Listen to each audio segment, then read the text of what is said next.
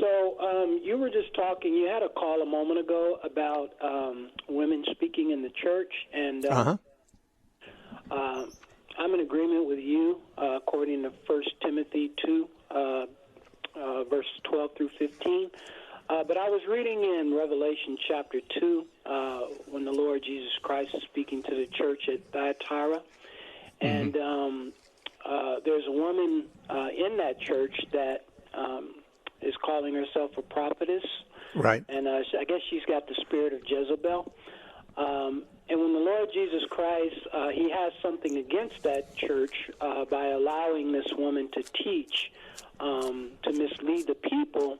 But it doesn't appear that the reprimand has to do with her being a woman. Right. Am I reading that wrong, or no? You're correct. You're correct. I mean, the answer off the air. Okay, thank you. Yeah, if Jesus was totally opposed to any woman speaking in the church, then of course he'd also be opposed to this woman speaking in the church. But that's not the point he makes. He's not making the point that she's a woman, but that she's a false teacher. And you know, it's interesting that what he says about her.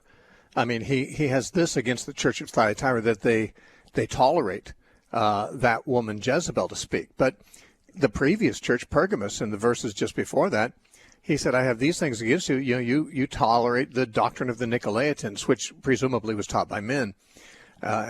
So it's the false teaching, not the gender of the teacher, that he's objecting to, that the woman is actually teaching people to eat things sacrificed to idols and to commit sexual immorality. That's what it says in Revelation 2:20.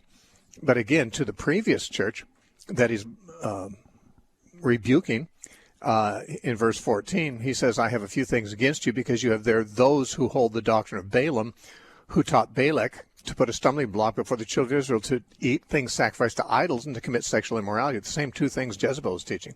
He says you also have those who hold the doctrine of the Nicolaitans, which I hate.